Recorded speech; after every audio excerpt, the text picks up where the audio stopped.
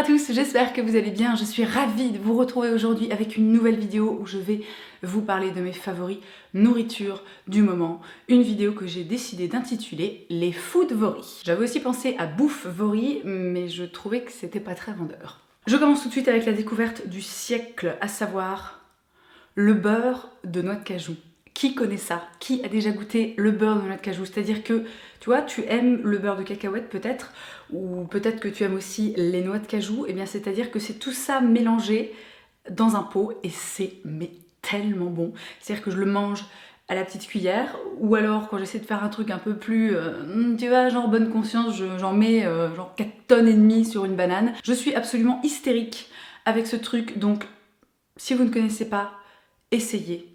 Et donnez-moi des nouvelles, si vous survivez au bonheur gustatif que ça procure. On reste dans la veine des trucs pas super sains, mais super bons. En ce moment, je teste pas mal de chocolat vegan, donc sans, voilà, sans lait, sans ingrédients d'origine animale, etc.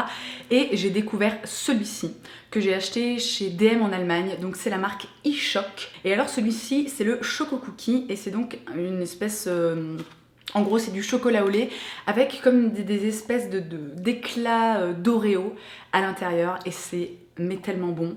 J'en avais aussi un deuxième qui était, je crois, au nougat ou quelque chose comme ça et qui était mais délicieux, mais vraiment, c'était super bon. Alors j'ai quand même fait un gros effort et j'ai gardé cette petite barrette pour pouvoir vous montrer à quoi ça ressemble. Et alors aussi bien visuellement que gustativement, ça ressemble mais totalement à du chocolat, mais voilà, sans produits animaux. Donc si vous êtes végétalien ou vous essayez de limiter un petit peu votre consommation de produits d'origine animale, essayez de mettre la main là-dessus. De toute façon, tout ce que je vous présente, moi j'achète ça donc soit en magasin bio, soit comme le chocolat chez DM en Allemagne, mais je regarderai évidemment si ça se trouve en ligne. Et si jamais je trouve des liens, je vous les mettrai comme de bien entendu dans la barre d'infos. Encore un truc sucré et tellement bon.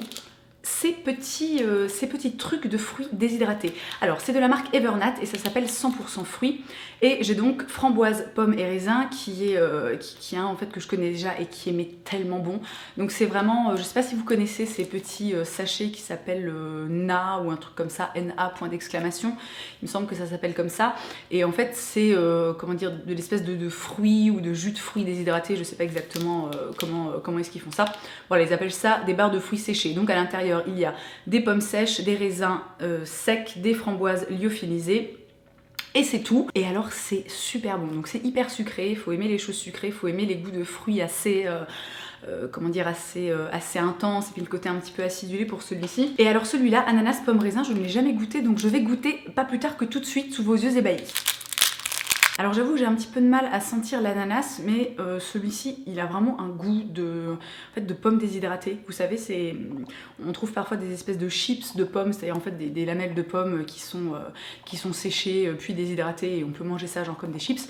Je trouve que ça a vraiment le même goût, peut-être avec une petite acidité en plus, mais en tout cas c'est très bon. Et donc évidemment sans surprise c'est un concentré de sucre puisque ça contient quand même pour 100 grammes, eh bien 60 grammes de sucre. Mais ça reste des sucres de fruits et des sucres naturels, il n'y a absolument pas de sucre ajouté dans ces produits et moi je suis vraiment une grosse accro au sucre et j'aime beaucoup avoir ces petits trucs sous la main quand j'ai une envie de sucrer un petit peu forte et c'est super bon.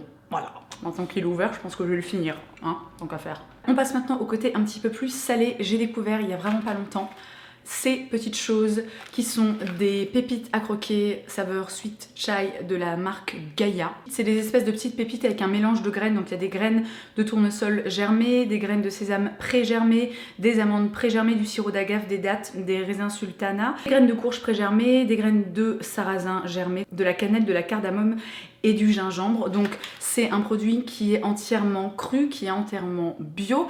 Et c'est mais tellement bon. Si vous aimez les trucs un petit peu épicés, si vous aimez le mélange du sucré et du salé, c'est absolument délicieux. Alors il me semble que ça coûte quand même une bonne surblinde.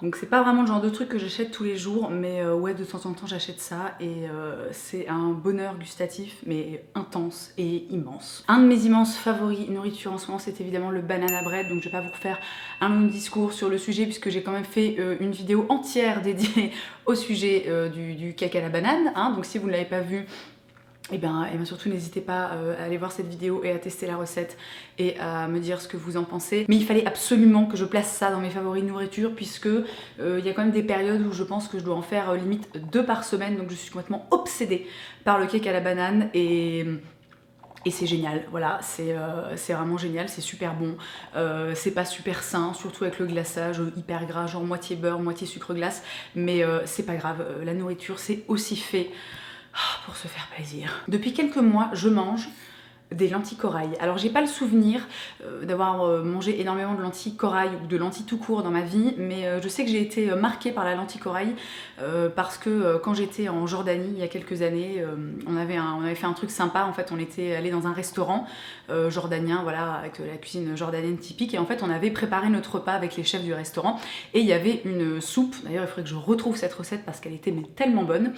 Mais voilà, il y avait cette soupe en fait aux lentilles corail, et un jour je me suis dit mais pourquoi tu n'achètes jamais et tu ne manges jamais de lentilles corail? Eh bien autant vous dire que j'ai remédié à ce problème, puisque maintenant je pense que je dois en manger environ tous les 2 ou 3 jours.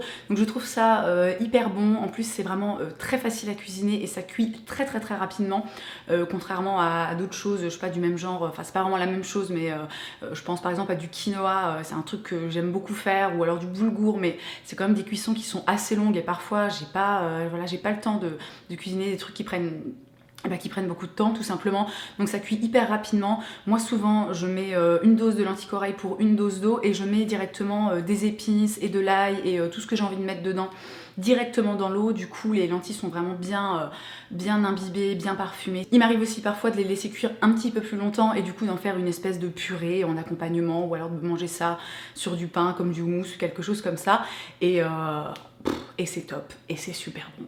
Avec du lait de coco, c'est super bon aussi. Tout seul, avec juste un peu de sel, c'est super bon aussi. Vive les lentilles corail! Et je termine ces favoris avec une recette que je fais depuis des mois et des mois, quasiment toutes les semaines, que j'adore, qui est hyper simple, qui est hyper rapide à faire et surtout qui est hyper bonne. Ce sont des choux-fleurs au cumin et aux amandes. Et histoire de pas faire la morue qui vous parle d'une recette géniale mais qui la partage pas, évidemment, je vous ai filmé la recette.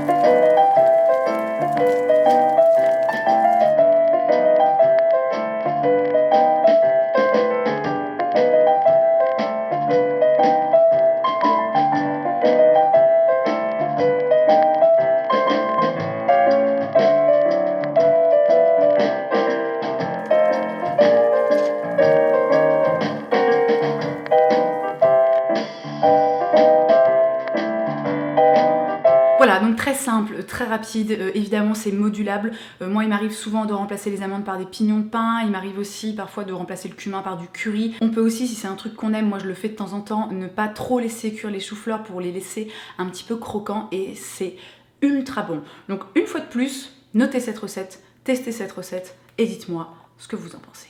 Voilà pour mes food favoris du moment. J'espère que ça vous a plu. Si c'est le cas, n'hésitez pas à me le dire et à me laisser un petit pouce en l'air. Dans tous les cas, je vous souhaite une merveilleuse journée. Je vous embrasse et je vous dis à la prochaine. Je pense qu'on va partir sur un smoky pas forcément noir, parce que moi je trouve que c'est un peu trop vieux le smoky noir. Du coup, je trouve que si on est un peu sur un violet, ce sera beaucoup plus joli. Tu vois. Carrément.